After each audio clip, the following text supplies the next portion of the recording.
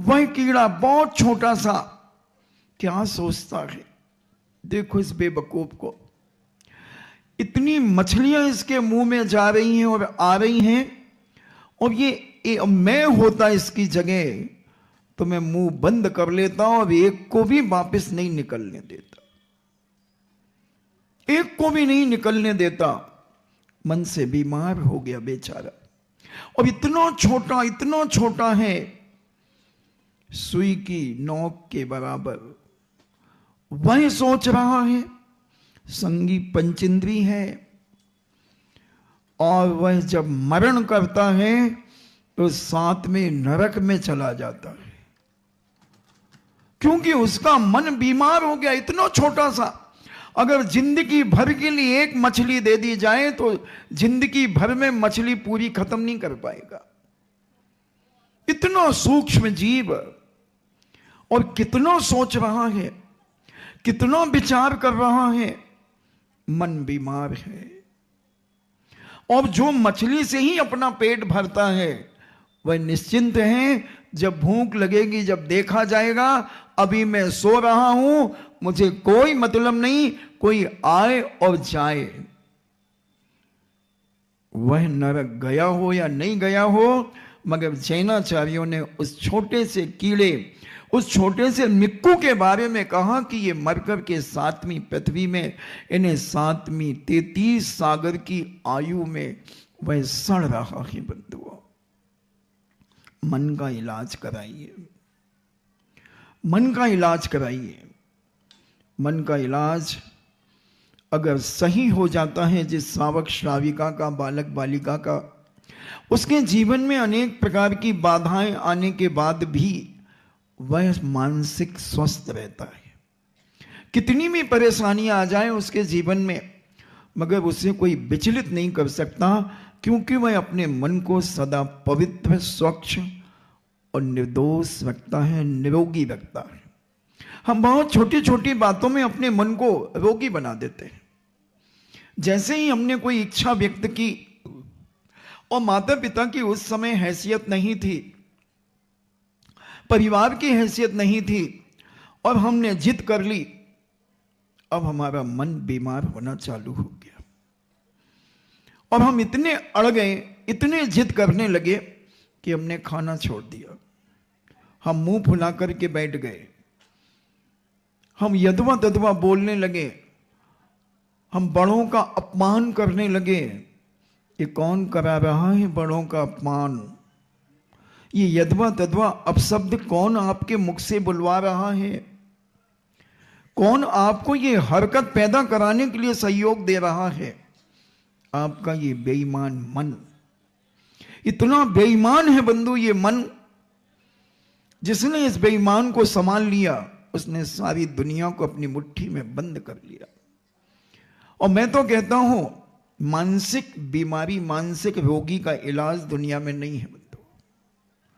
बहुत सारे साइकोलॉजिस्ट इलाज करते हैं, मगर क्या करते हैं? नशे की गोलियां देते हैं। नींद उनकी जब हराम हो जाती है, तब उन्हें वो नींद की गोलियां देते हैं, क्योंकि वो समझते नहीं पाते, कई बार तो वो उसकी गलती ही नहीं समझ पाते। एक बार पहले जब हमारे साधन हमारे पास नहीं थे, तो पानी के जहाजों में यात्रा की जाती थी। एक जुलाहा बंदरगाह पे पहुंचा, और सामने से एक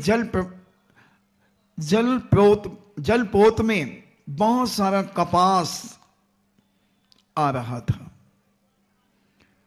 और जुलाहा देखता है, अरे ये इतना कपास, मुझे इसको तैयार करके रजाई और गद्दे बनाना पड़ेंगे। ओह, मेरी तो जिंदगी बर्बाद हो जाएगी। अब वो बंदरगाह से लौट करके आ गया और बिस्तर में जाकर के पड़ गया। न खा रहा है, न पी रहा है, न बोल रहा है, बस लोगों को देखता है, आंख फाड़ के देखता है, और कोई व्यक्ति आता है तो कांपने लगता है, कहीं ऐसा तो नहीं ये हमसे अपने गद्दे रजाई बनवाने के लिए आया हो। ऐसा घबरा रहा है अंदर से, बहुत फीलिंग कर रहा है।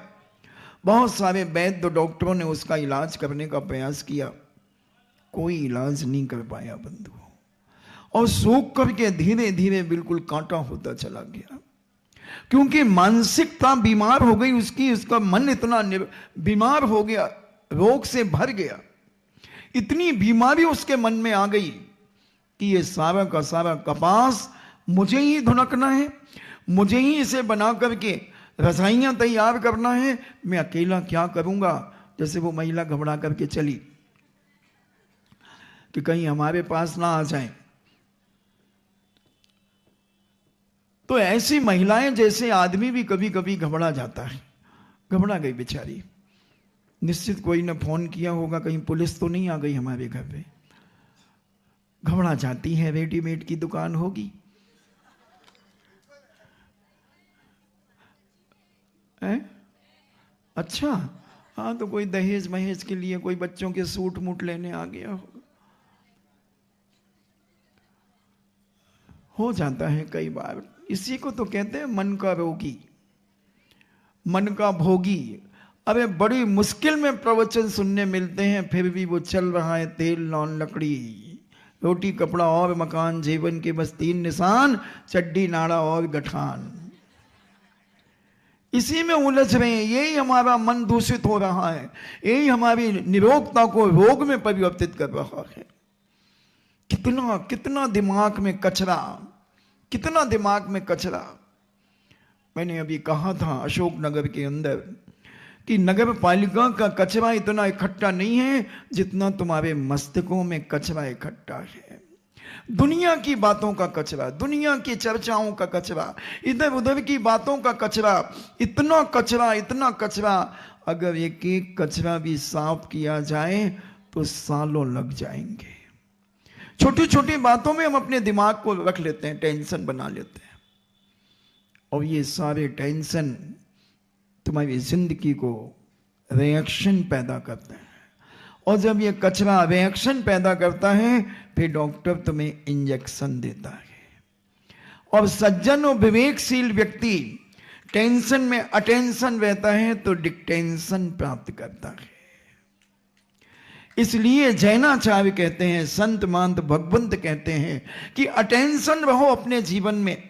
मानसिक स्वस्थता हमारे जीवन की बहुत बड़ी निरोगता का कारण बनती है बंधुओं। आधी बीमारियां तो हम अपनी चुटकी में उड़ा सकते हैं, और कितनी भी बीमारी हो, अगर हमारा मन अपने आप को स्वस्थ मानता है तो हमें कभी जिंदगी में कोई तकलीफ एहसास नहीं होगी, और तकलीफ होगी भी तो हम उसे सहन करने की ताकत हमारे अंदर प्राप्त होती चली जाती है। मन की बीमारियों को ठीक करिए, मन की बीमारियों को ठीक कर दिए, महत्वाकांक्षाओं को कम करिए। महत्वाकांक्षा इतनी ही करिए कि सोने के पहले पहले सारी महत्वाकांक्षा पूर्ण हो जाए।